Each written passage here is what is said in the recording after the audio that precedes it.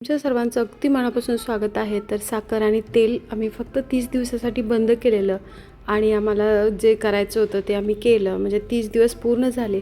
तोही व्हिडिओ मी टाकलेला आहे आणि आज आपण डबल तेच रुटीन बघतोय। म्हणजे बऱ्याच कमेंट्स होत्या की कधीतरी असे ही व्हिडिओ टाकत चला, त्यामुळे आता सगळ्यांनाच हे व्हिडिओ आवडायला लागलेत, म्हणून मी आत्ता पण हा व्हिडिओ अपलोड करते। अधूनमधून आपल्या चॅनलवरती असं व्हिडिओ येतील, म्हणजे बिना तेलाच्या हेल्दी रेसिपी वगैरे हेल्दी रेसिपी टाकण्याचा मी प्रयत्न करेन। तर इथं मी पपईचा ज्यूस बनवते।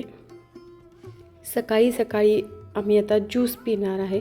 म्हणजे आम्ही साखर आणि तेल बंद केलेलं होतं तेव्हा पण आम्ही हेच करत होतो आणि आत्ता पण हेच करतोय। म्हणजे सकाळी आम्ही नाश्ता कधीच नाही करत, आम्ही ज्यूस किंवा शेक वगैरे काहीतरी असंच खात असतो नेहमीचं हे रुटीन आहे आमचं।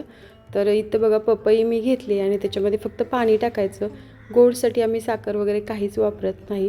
जर वाटलंच तर आम्ही याच्यामध्ये मध किंवा खजूर हे टाकत असतो। तर आत्ता बघा मी हे काहीच टाकलेलं नाही आणि असा हा पपईचा घटमूट ज्यूस तयार आहे। आणि इथं मी शेवग्याची शेंग बनवते। अगदी वेगळी पद्धत आहे, मस्त पौष्टिक अशी शेंग बनणार आहे। त्यासाठी मी ते टोमॅटो, लसूण, आलं वगैरे सगळं बारीक करून घेतलं आहे। ते तुरीची डाळ घेतली अर्धी वाटी आणि स्वच्छ धुवून ती कुकरमध्ये टाकले। लगेच ही करी बनते, जास्त वेळ लागत नाही या भाजीला बनायला। तर याच्यामध्ये लसूण जे काही आपण चिरून घेतले ते सगळं ह्याच्यामध्ये टाकायचं आणि शेंगासुद्धा कट करून स्वच्छ धुवून आपण ह्याच्यामध्ये टाकायचे। हिरवी मिरची एक मी टाकते आणि कढीपत्ता, कोथिंबीर, आपण जे काही फोडणीला घालणार आहे ते सगळं ह्याच्यामध्ये टाकायचं, कारण आपण बिना तेलाची रेसिपी बनवतोय। तर इथं मी जिरं पण टाकून घेते, हळद टाकायची। नंतर आपल्याला मसाला, तुम्हाला कांदा लसूण मसाला ह्याच्यामध्ये टाकायचा असेल तर तुम्ही टाकू शकता, चटणी टाकायची असेल टाकू शकता, हिरवी मिरची फक्त टाकून हे बनवायचं असेल तर तसंही बनवू शकता। तर पहिल्यांदा आपण इथं तुरीची डाळ शिजवून घेऊया, कारण तुरीची डाळ शिजण्यासाठी जास्त वेळ लागतो आणि शेंग लगेच शिजते, त्यामुळे तुरीची डाळ पहिल्यांदा शिजवून घ्यायची। तर इथं मी 4-5 शिट्ट्या देऊन तुरीची डाळ मऊसूत अशी शिजवून घेतली। बघू शकताय, जर तुम्हाला लगेच ही डाळ शिजावी असं वाटत असेल तर अर्धा तास अगोदर पाण्यामध्ये भिजत ठेवा। तर आता याच्यामध्ये मी शेवग्याच्या शेंगा स्वच्छ धुवून कट करून घेतलेत त्या टाकते आणि कांदा लसूण मसाला 2 चमचे टाकलेला आहे। मीठ टाकायचं चवीनुसार आणि हे कुकरला लावायचं, फक्त एक शिट्टी द्यायची। एका शिट्टीतच ही शेंग शिजून तयार होईल।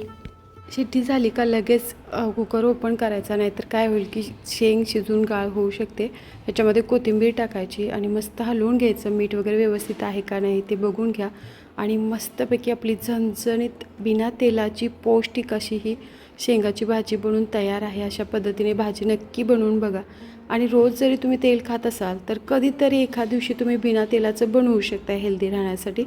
तर हे आमचं दुपारचं जेवण आहे। याच्याबरोबर मी भाकरी बनवते आणि इथं तुम्ही ज्वारीची भाकरी, बाजरीची भाकरी, मक्याची भाकरी, कोणतीही प्रकारची भाकरी केली तरी चालेल। भाकरी एकदम पौष्टिक आहे आणि भाकरी खाल्ल्यानंतर लवकर भूक पण लागत नाही। वजन जर कमी करायचा प्रयत्न करत असाल तर नेहमी तुमच्या जेवणामध्ये भाकरीला सामील करा।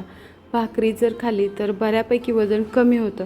आम्हाला नेहमीच भाकरी खायला भेटत नाही, कधीतरी आम्हाला ज्वारी वगैरे गावाकडून आम्ही आणली तर भेटते, तर त्यामुळे आम्ही असेल तेव्हा भाकरीच करतो, नसेल त्यावेळेस ऑप्शन नाही, त्यामुळे चपाती आम्हाला खावी लागतेच।